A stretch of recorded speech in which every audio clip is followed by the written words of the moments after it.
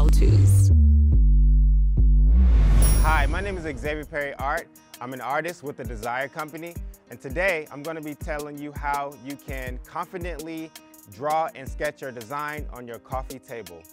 So for my sketches, I really like to use a ruler to make sure I have straight lines, a black Sharpie or gold sometimes, particle board.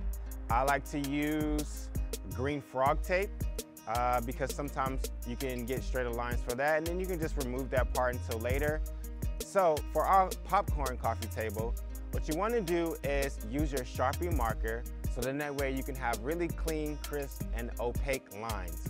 You want to make sure that you're confident in your mark making. If you need to take some time and kind of draw a little bit slower than others, that's perfectly fine. Just be sure to draw something that you like.